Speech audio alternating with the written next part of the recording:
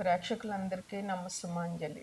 శుక్లాంబరధరం విష్ణుం శశివర్ణం చతుర్భుజం ప్రసన్నవదనం ధ్యాయేత్ సర్వవిఘ్నోపశాంతయే.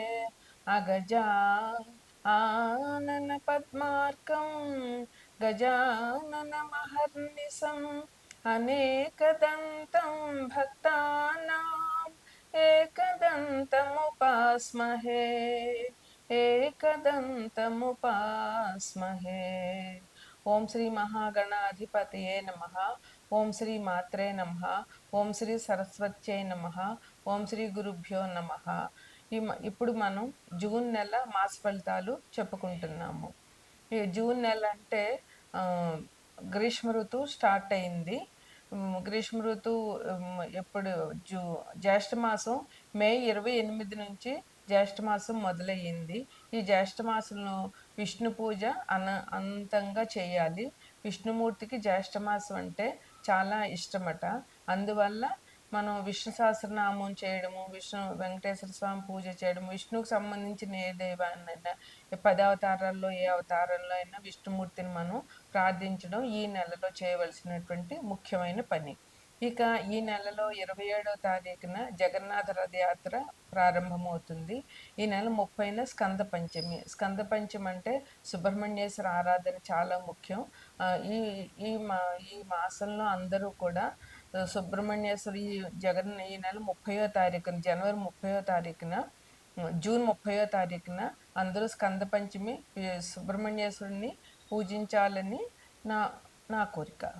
ఇక ద్వాదశ రాశులకి ఈ మాసం ఎలా ఉంటుందో ఎలా చెప్పాలి అని అంటే, తదుపరి మకర రాశి. మకర రాశికి అధిపతి శని భగవానుడు. మకర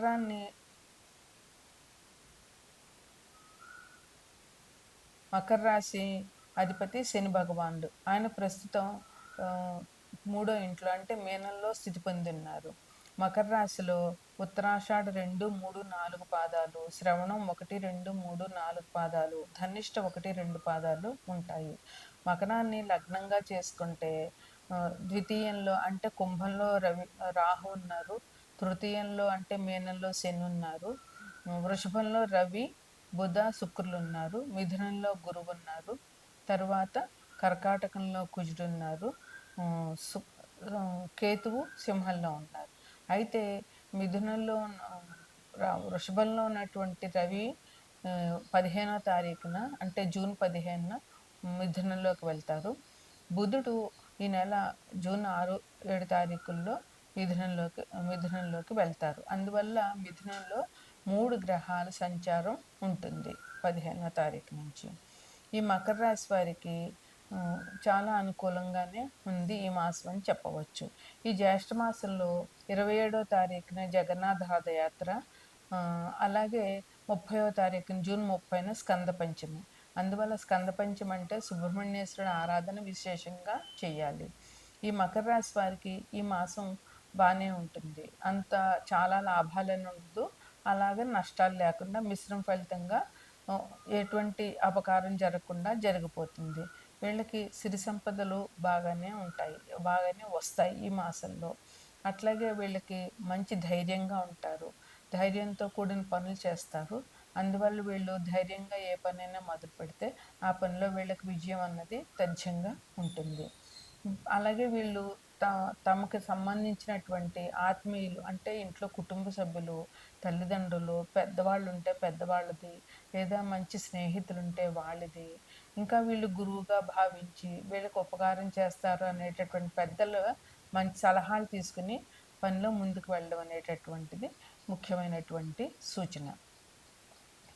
అలాగే ఎలాగైనా ఉద్యోగస్తులకి ఒత్తిడి అనేది తప్పదు. ఈ కాలంలో ఒత్తిడి, స్ట్రెస్ చాలా పెరిగిపోతుంది. అయితే వీళ్ళు జాగ్రత్తగా దైవారాధన చేయడం వల్ల ఈ ఒత్తిడిని జయిస్తారు. ఇట్లాగ మనసు ప్రశాంతంగా ఉంచుకోవడం వల్ల ఒత్తిడి నుంచి వీళ్ళు బయటపడగలుగుతారు. ఇంకా పనులు రేపు చేద్దాంలే, ఎల్లుండి చేద్దాంలే అన్ని వాయిదాలు మాత్రం వేయకండి. మీరు ఏ పనైనా మొదలు పెట్టారంటే ఆ పని మనసు పెట్టి పూర్తి చేసేసేయండి అదే రోజు. వాయిదాలు వేశారంటే మీకు ఇంకా ఆ పని ముందుకు జరిగే అవకాశం అనేది ఇప్పుడు కనిపించటం లేదు. ఇక మీరు మీ చుట్టుపక్కల వాళ్ళతోటి స్నేహపూర్వకంగా సంభాషణ చేయండి.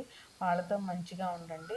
అదే మీకున్న స్నేహితులతో కూడా మీరు మంచిగా మాట్లాడండి. మీ ఆఫీస్‌లో కానియండి, ఇరుగు పొరుగు వారితో కానియండి, మంచిగా సంభాషణ చేయడం వల్ల మంచి స్నేహ బంధాలు పెరుగుతాయి.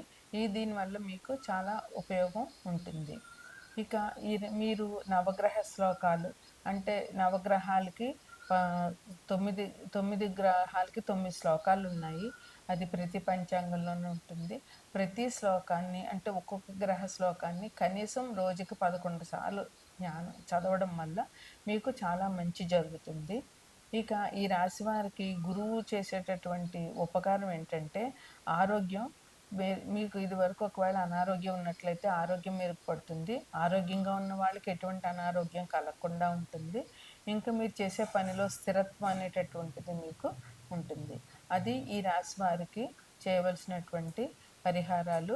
ఇంకా స్కంద పంచమి రోజు సుబ్రహ్మణ్యేశ్వరుని ఆరాధన చేయడము, జ్యేష్ఠమాసం విష్ణుమూర్తికి చాలా ప్రీతి కనుక విష్ణు విష్ణు సహస్రనామాలు చదవడము, వెంకటేశ్వర స్వామి గుడికెళ్ళడము, హనుమాన్ టెంపుల్‌కెళ్ళడము, శని భగవానుడు ఆహ్, అధిపతిగా ఉన్న 2 రాశి వారు అంటే రాహు కం కుంభం, మకర ఈ 2 రాశుల వారు విశేషంగా హనుమాన్ పూజ చేయడము, వెంకటేశ్వర స్వామి దర్శనం చేసుకోవడము, ముఖ్యంగా శనివారం నాడు హనుమాన్ చాలీస 11 సార్లు పారాయణ చేయడము, ఈ రాశి వాళ్ళకి శని భగవాను నుంచి కొంచెం హ్మ్.